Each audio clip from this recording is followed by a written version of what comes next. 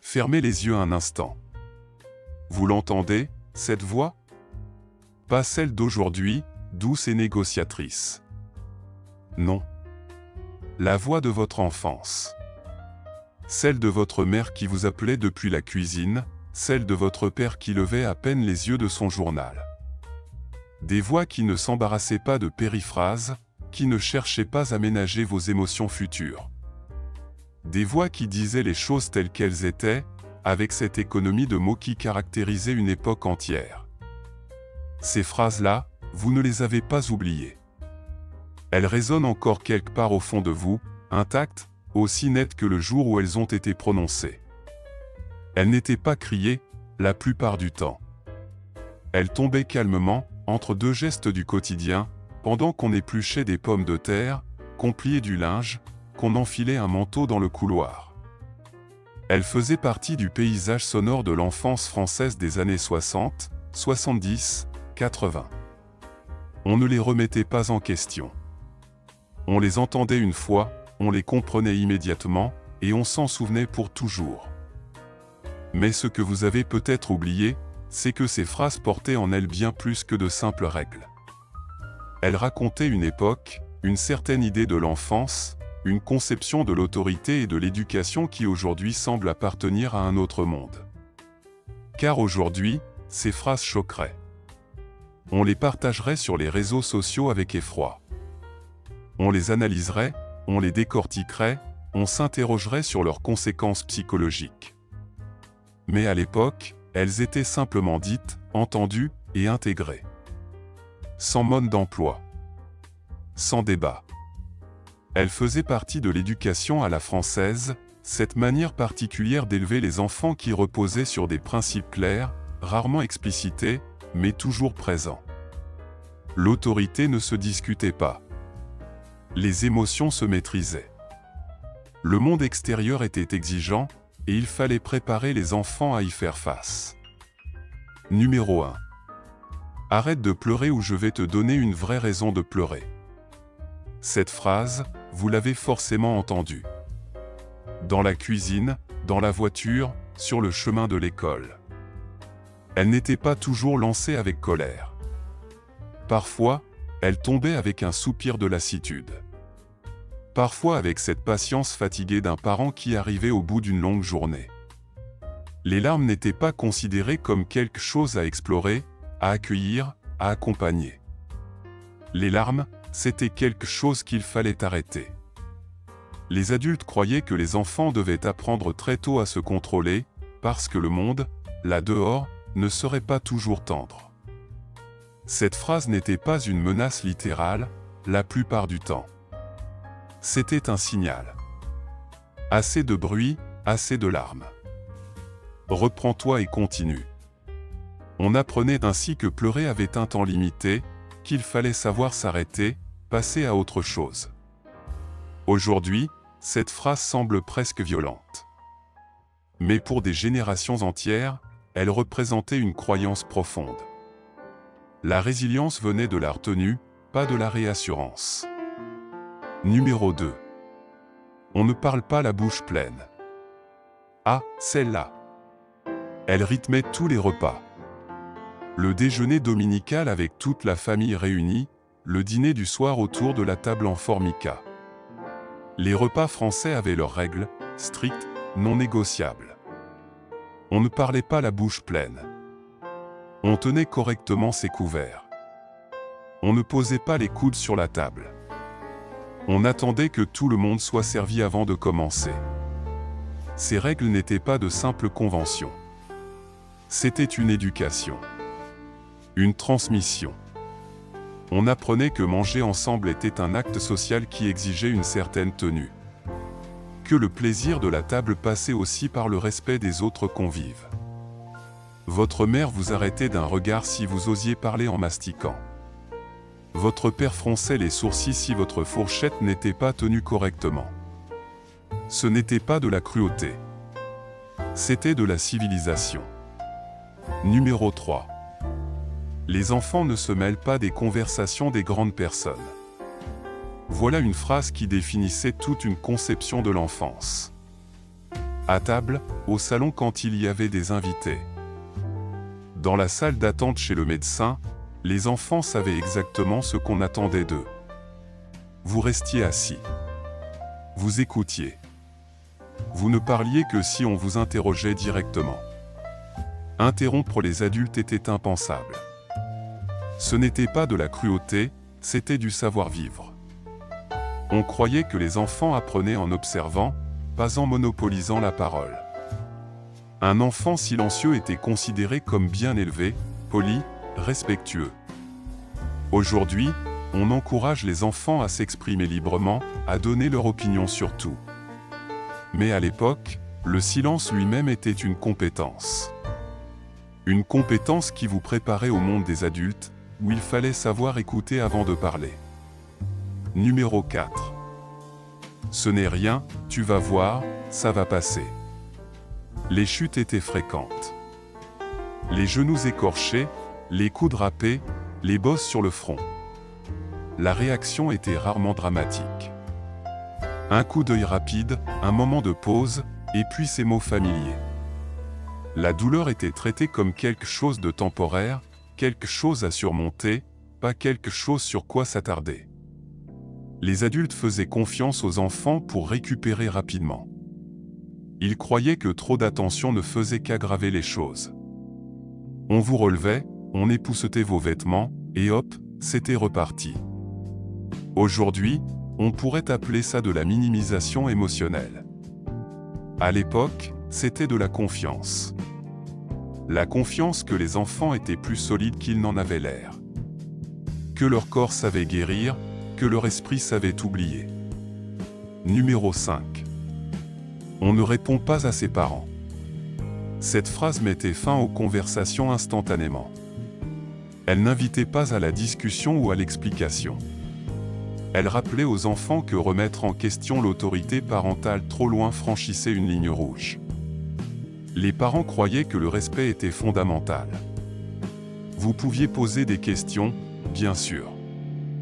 Mais une fois qu'une décision était prise, elle tenait. Point final. Répondre n'était pas vu comme de la confiance en soi ou de la curiosité. C'était vu comme de l'insolence. Aujourd'hui, on encourage les enfants à argumenter, à s'expliquer, à défendre leur point de vue. Mais à l'époque, savoir quand s'arrêter de parler était considéré comme aussi important que savoir parler.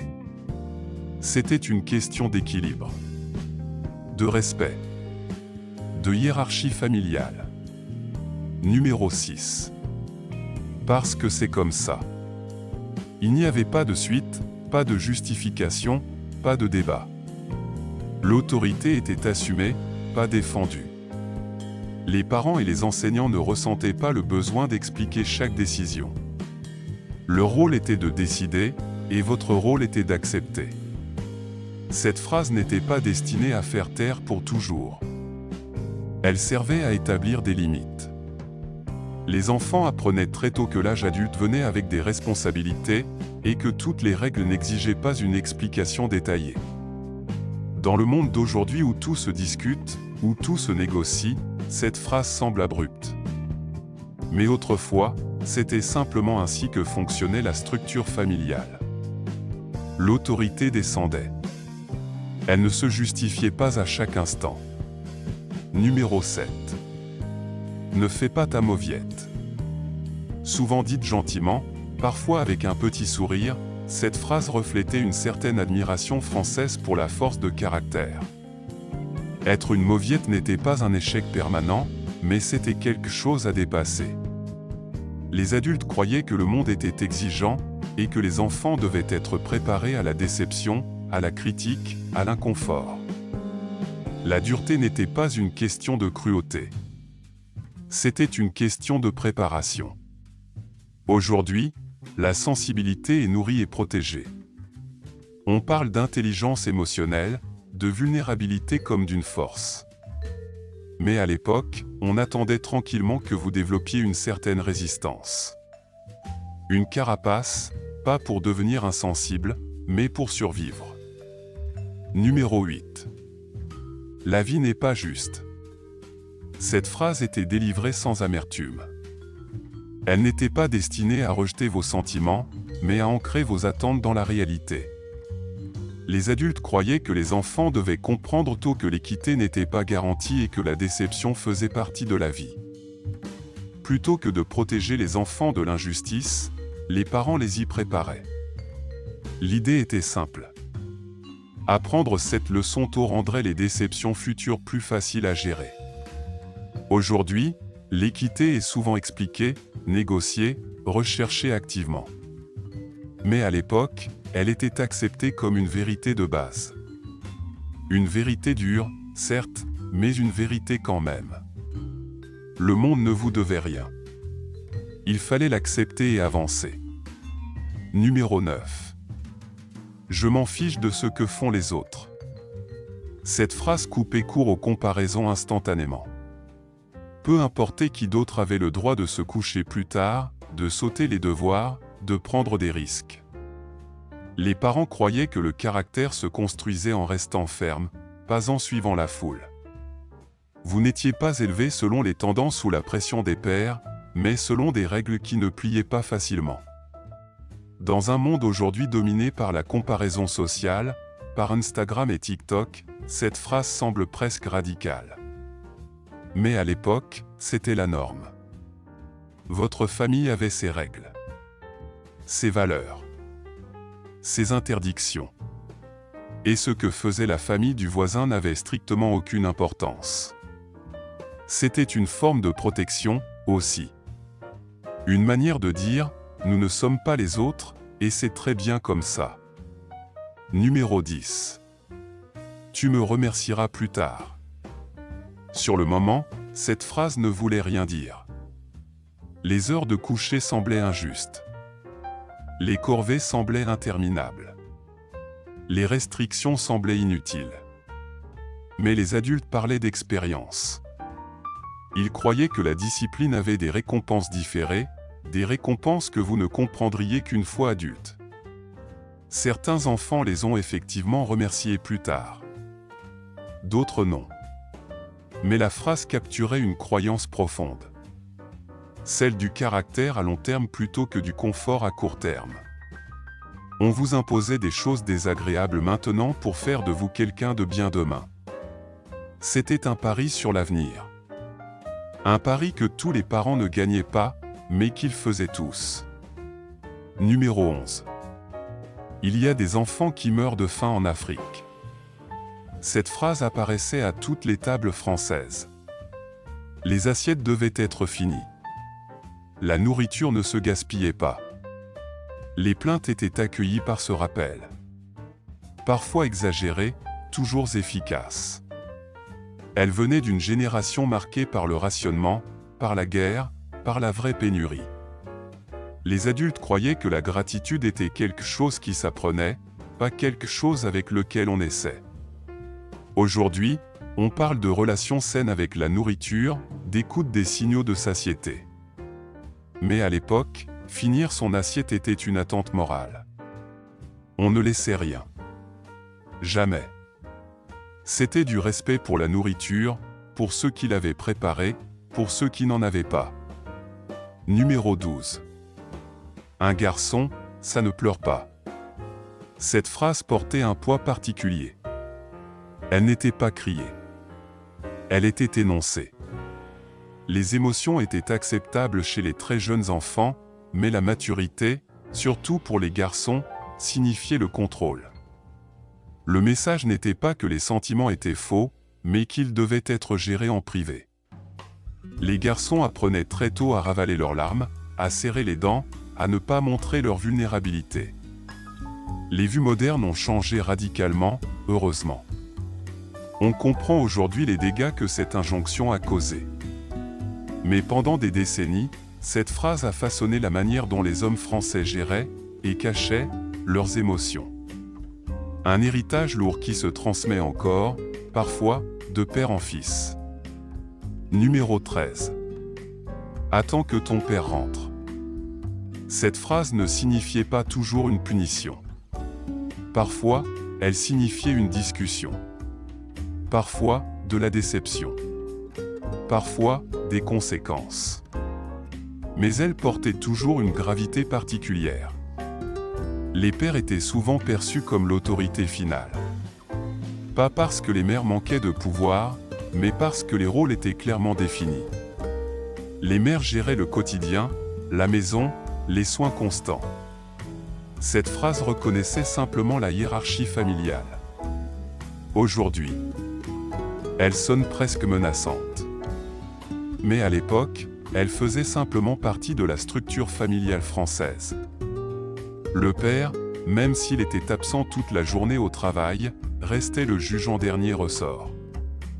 Celui dont la vie comptait le plus. Celui qu'on ne défiait pas. Numéro 14. Si tu n'as rien de gentil à dire, ne dis rien. Cette phrase enseignait la retenue. Elle suggérait que toutes les pensées ne méritaient pas d'être exprimées. Qu'il y avait une valeur dans le silence, dans le non-dit. Les enfants français apprenaient qu'on ne disait pas tout ce qui nous passait par la tête, qu'il fallait filtrer, peser ses mots, considérer leur impact. Aujourd'hui, on encourage l'authenticité, la transparence, l'expression libre de soi.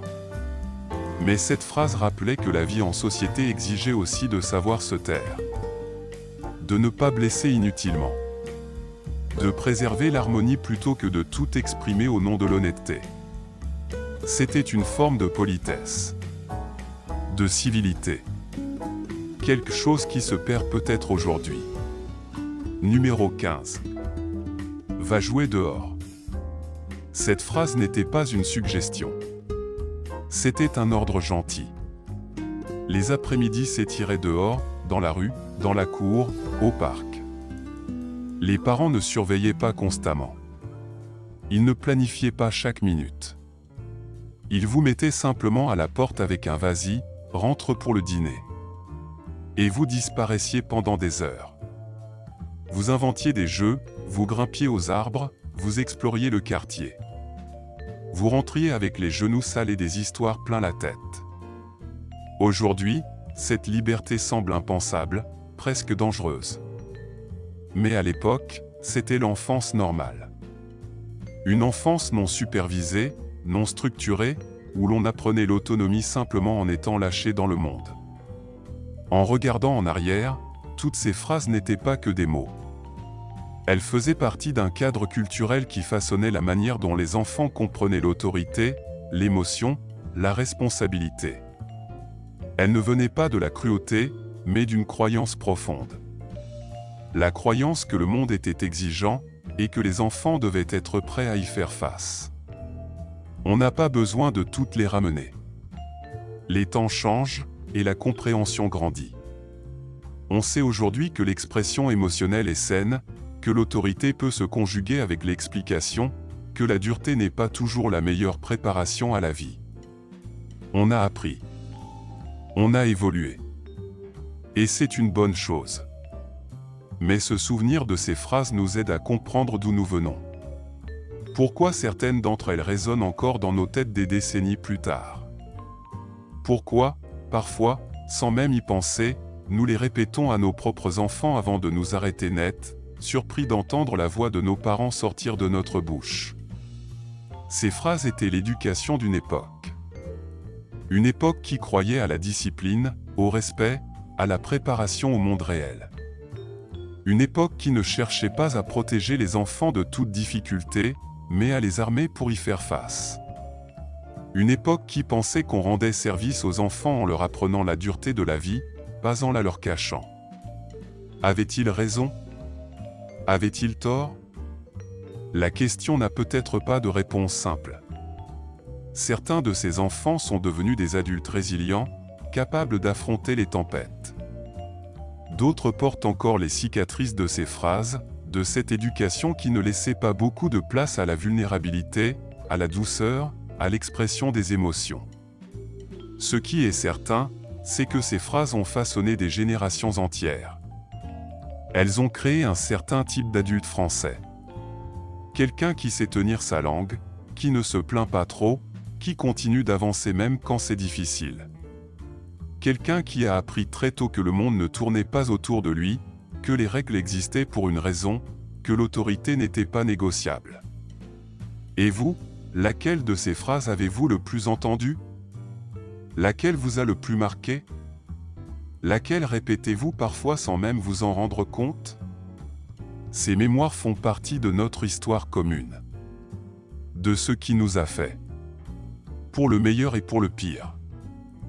Elles continuent de vivre en nous, quelque part entre hier et aujourd'hui, entre l'enfance et l'âge adulte. Pour toujours.